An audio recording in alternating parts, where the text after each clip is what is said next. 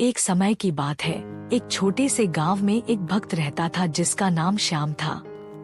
श्याम माता रानी का बहुत बड़ा भक्त था और हर रोज उनकी पूजा करता था। एक दिन श्याम को माता रानी ने सपने में दर्शन दिए और कहा, श्याम, मैं तुम्हारी भक्ति से प्रसन्न हूँ। तुम्हारी कोई इच्छा हो तो मुझसे मांग लो। श्याम ने कहा, माता जी, मैं तो आपका भक्त हूँ, मुझे कुछ नहीं चाहिए। लेकिन मेरे गांव में एक बड़ा सूखा पड़ा हुआ है, कृपया हमारे गांव को वर्षा की दुआ दें। माता रानी ने कहा, श्याम, तुम्हारी इच्छा पूरी होगी, लेकिन तुम्हें एक काम करना होगा। तुम्हें मेरे मंदिर में एक दीपक जलाना होगा और उसे लगातार 7 दिनों तक जलाए रखना होगा। श्याम ने ऐसा ही किया और 7वें दिन माता रानी ने वर्षा की दुआ दी और श्याम के गांव में वर्षा हुई। गांव के लोग खुश हुए और श्याम की भक्ति की सराहना की। इस कहानी से हमें यह शिक्षा मिलती है कि माता रानी की भक्ति और श्रद्धा से हमें कभी निराशा नहीं होती है। तेनालीराम की कहानी। तेनाली रामलिंगाचार्युल का जन्म 16वीं सदी के प्रारंभ में थुमलुरु गांव में एक तेलगी भट्ट ब्राह्मण परिवार में हुआ था। हालांकि एक लोकप्रिय धारणानुसार उनका जन्म तेनाली नामक गांव में हुआ था। तेनाली राम का जन्म नाम रामाकृष्णा शर्मा था। उनके पिता गरालपति रामैया गांव के मंदिर में पुजारी थे। बाल्यकाल में ही पिता का साया तेनाली राम के सिर से उठ गया और माता लक्ष्मम्मा द्वारा उनका पालन पोषण किया गया। औपचारिक शिक्षा तेनाली राम ने कभी प्राप्त नहीं की, किंतु वे बचपन से ही कुशाग्र बुद्धि थे। उनकी वाक्पटुता का तो कोई जवाब ही नहीं था। नटखट तो इतने थे कि कोई भी उनकी शरारतों से बच नहीं पाता था। एक दिन तेनाली राम की भेंट गांव के एक ज्ञानी संत से हुई। संत ने उन्हें एक मंत्र देते हुए कहा, पुत्र, गांव के काली मंदिर में जाकर इस मंत्र का 1,00,000 बार जाप करो। इससे काली माता प्रसन्न हो जाएंगी और तुम्हें दर्शन देकर वरदान प्रदान करेंगी। तेनाली राम तुरंत काली मंदिर गए और वहां संत द्वारा दिए मंत्र का जाप करने लगे। जैसे ही 1,00,000 जाप पूरे हुए, काली माता अपने 100 मुख के भयंकर स्वरूप में उनके समक्ष प्रकट हुई। काली माता का भयंकर स्वरूप देख कोई भी सामान्य बालक भयभीत हो जाता, किंतु तेनालीराम भयभीत होने के स्थान पर जोर जोर से हंसने लगे। जब काली माता ने हंसने का कारण पूछा तो वे बोले, माता, मेरी तो मात्र एक ही नाक है। जब मुझे जुकाम हो जाता है तो मैं तो परेशान हो जाता हूँ। आपके तो 100 मुख होने के कारण 100 नाक हैं और हाथ मात्र 2। मैं सोच रहा हूँ कि ऐसे में आप क्या करती होंगी। तेनाली राम के हंसमुख स्वभाव और बाल सुलभ बातें सुनकर काली माता हंस पड़ी और बोली, पुत्र, मैं तुम्हें वरदान देती हूँ कि भविष्य में तुम विकट कवि के रूप में प्रसिद्ध होगे। तुम्हारी बातें हर किसी का मनोरंजन करेंगी। वो तो ठीक है माता, लेकिन इससे मुझे क्या प्राप्त होगा? आप मुझे कोई और वरदान दीजिए। तेनालीराम बोले। तब काली माता हाथ में 2 कटोरे लेकर तेनालीराम से बोली, पुत्र, इन 2 कटोरों में से एक में ज्ञान है और दूसरे में धन। मैं तुम्हें दोनों में से एक चुनने का अवसर प्रदान करती हूँ। काली माता की बात सुनकर तेनालीराम सोचने लगे कि जीवन में ज्ञान और धन दोनों ही आवश्यक है। यदि दोनों ही वरदान मिल जाए तब कोई बात है। तेनालीराम को विचार मग्न देख काली माता बोली, क्या बात है पुत्र? किस कटोरे का चुनाव करना है, ये समझ नहीं आ रहा। ऐसी बात नहीं है माता। चुनाव करने के पहले मैं बस एक बार दोनों कटोरे अपने हाथ में लेकर देखना चाहता हूँ। तेनाली बोले। काली माता ने जैसे ही दोनों कटोरे तेनाली के हाथ में दिए, तेनाली ने झटपट दोनों कटोरे को मुंह से लगाया और गटक गए। इस तरह अपनी बातों में उलझाकर उन्होंने काली माता से दोनों वरदान प्राप्त कर लिए। माता, क्षमा करना। जीवन में ज्ञान और धन दोनों ही आवश्यक है, इसलिए मैंने दोनों ले लिए। जब तेनालीराम ने भोलेपन से ये बात कही तो काली माता हंसने लगी। पुत्र, मैं तुम्हें दोनों वरदान देती हूँ। जीवन में तुम कई सफलताएं प्राप्त करोगे, किंतु ध्यान रहे कि तुम्हारे मित्र तो होंगे ही, शत्रु भी कम न होंगे। इसलिए होशियार रहना। इतना कहकर काली माता अंतर्ध्यान हो गई। आगे चलकर तेनालीराम विजयनगर के राजा कृष्णदेवराय के प्रिय मंत्री बने। उन्हें लोगों का बहुत स्नेह प्राप्त हुआ और धन संपदा की भी कमी न हुई। किंतु उनके जीवन में शत्रु भी बहुत रहे, जो उनके विरुद्ध षड्यंत्र रचते रहे। तेनालीराम भी अपनी चतुराई से सदा उन्हें मात देते रहे। हमारे पंजाब में सरदार जी पहली बार अपने लड़के मोंटी को स्कूटर पर घुमाने निकले। रास्ते में अंगूर दिखा। मोंटी चिल्लाया, पापा पापा, अंगूर खाना है। सरदार जी, हुआ। हमारे पंजाब में तो बड़े बड़े अंगूर मिलते हैं। ये तो अंगूरी हैं, अंगूरी। और आगे बढ़ गए। रास्ते में सेब दिखा।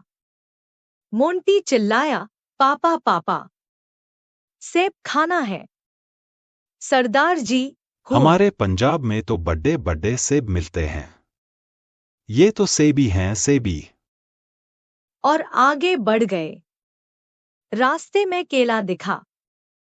मोंटी चिल्लाया, पापा पापा, केला खाना है। सरदार जी, हुआ। हमारे पंजाब में तो बड़े बड़े केला मिलते हैं। ये तो केली हैं, केली। और आगे बढ़ गए। रास्ते में समोसा दिखा। मोंटी चिल्लाया, पापा पापा, समोसा खाना है। सरदार जी, हुआ। हमारे पंजाब में तो बड़े बड़े समोसा मिलते हैं। ये तो समोसी हैं, समोसी। करते करते वो मोंटी तो लेकर वापस आ गए और कुछ भी नहीं लिया। मोंटी का गुस्सा 7वें आसमान पर था। माँ ने पूछा, पापा के साथ घूमने में मजा आया मोंटी? मोंटी ने कहा, हूँ। हमारे पंजाब में तो बड़े बड़े पापा मिलते हैं।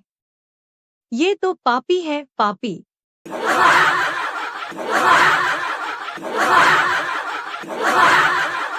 गीदड़ गीदड़ ही रहता है। एक जंगल में शेर शेरनी का युगल रहता था। शेरनी के 2 बच्चे हुए। शेर प्रतिदिन हिरणों को मारकर शेरनी के लिए लाता था। दोनों मिलकर पेट भरते थे। एक दिन जंगल में बहुत घूमने के बाद भी शाम होने तक शेर के हाथ कोई शिकार न आया। खाली हाथ घर वापस आ रहा था तो उसे रास्ते में गीदड़ का बच्चा मिला। बच्चे को देखकर उसके मन में दया आ गई। उसे जीवित ही अपने मुख में सुरक्षा पूर्वक लेकर वह घर आ गया और शेरनी के सामने उसे रखते हुए बोला, प्रिय, आज भोजन तो कुछ मिला नहीं। रास्ते में गीदड़ का यह बच्चा खेल रहा था। उसे जीवित ही ले आया हूँ। तुझे भूख लगी है तो इसे खाकर पेट भर ले। कल दूसरा शिकार लाऊंगा। शेरनी बोली, प्रिय, जिसे तुमने बालक जानकर नहीं मारा, उसे मारकर मैं कैसे पेट भर सकती हूँ? मैं भी इसे बालक मानकर ही पाल लूंगी। समझ लूंगी कि यह मेरा तीसरा बच्चा है। गीदड़ का बच्चा भी शेरनी का दूध पीकर खूब पुष्ट हो गया और शेर के अन्य 2 बच्चों के साथ खेलने लगा। शेर शेरनी तीनों को प्रेम से एक समान रखते थे। कुछ दिन बाद उस वन में एक मत्त हाथी आ गया। उसे देखकर शेर के दोनों बच्चे हाथी पर गुर्राते हुए उसकी ओर लपके। गीदड़ के बच्चे ने दोनों को ऐसा करने से मना करते हुए कहा, यह हमारा कुल शत्रु है। उसके सामने नहीं जाना चाहिए। शत्रु से दूर रहना ही ठीक है। यह कहकर वह घर की ओर भागा। शेर के बच्चे भी निरुत्साहित होकर पीछे लौट आए। घर पहुंचकर शेर के दोनों बच्चों ने माँ बाप से गीदड़ के बच्चे के भागने की शिकायत करते हुए उसकी कायरता का उपहास किया। गीदड़ का बच्चा इस उपहास से बहुत क्रोधित हो गया। लाल लाल आंखें करके और होठों को फड़फड़ाते हुए वह उन दोनों को जलीकती सुनाने लगा। तब शेरनी ने उसे एकांत में बुलाकर कहा कि इतना प्रलाप करना ठीक नहीं। वे तो तेरे छोटे भाई हैं, उनकी बात को टाल देना ही अच्छा है। गीदड़ का बच्चा शेरनी के समझाने बुझाने पर और भी भड़क उठा और बोला, मैं बहादुरी में, विद्या में या कौशल में उनसे किस बात में कम हूँ जो वे मेरी हंसी उड़ाते हैं। मैं उन्हें इसका मजा चखाऊंगा, उन्हें मार डालूंगा। यह सुनकर शेरनी ने हंसते हंसते कहा, तू बहादुर भी है, विद्वान भी है, सुंदर भी है, लेकिन जिस कुल में तेरा जन्म हुआ है उसमें हाथी नहीं मारे जाते। समय आ गया है कि तुझसे सच बात कह दी देनी चाहिए। तू वास्तव में गीदड़ का बच्चा है। मैंने तुझे अपना दूध देकर पाला है। अब इससे पहले कि तेरे भाई इस सच्चाई को जाने, तू यहाँ से भागकर अपने स्वजातियों से मिल जा, अन्यथा वह तुझे जीता नहीं छोड़ेंगे। यह सुनकर वह डर से कांपता हुआ अपने गीदड़ दल में आ मिला। सुंदर वन में ठंड दस्तक दे रही थी। सभी जानवर आने वाले कठिन मौसम के लिए तैयारी करने में लगे हुए थे। चिड़िया भी उनमें से एक थी। हर साल की तरह उसने अपने लिए एक शानदार घोंसला तैयार किया था और अचानक होने वाली बारिश और ठंड से बचने के लिए उसे चारों तरफ से घास फूस से ढक दिया था। सब कुछ ठीक चल रहा था कि एक दिन अचानक ही बिजली कड़कने लगी और देखते देखते घनघोर वर्षा होने लगी। बेमौसम आई बारिश से ठंड भी बढ़ गई और सभी जानवर अपने अपने घरों की तरफ भागने लगे। चिड़िया भी तेजी दिखाते हुए अपने घोंसले में वापस आ गई और आराम करने लगी। उसे आए अभी कुछ ही वक्त बीता था कि एक बंदर खुद को बचाने के लिए पेड़ के नीचे आ पहुंचा। चिड़िया ने बंदर को देखते ही कहा, तुम इतने होशियार बने फिरते हो तो भला ऐसे मौसम से बचने के लिए घर क्यों नहीं बनाया?